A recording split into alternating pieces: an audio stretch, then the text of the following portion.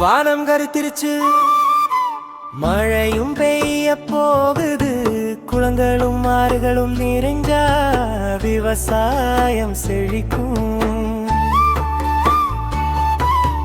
ராத்திரி வந்தா நிலா வரும், நட்சத்திரம் கண்ணடிக்குது, கதை கேட்டு வரங்கி போவோம், நாளை புதுசா தொடங்குவோம்.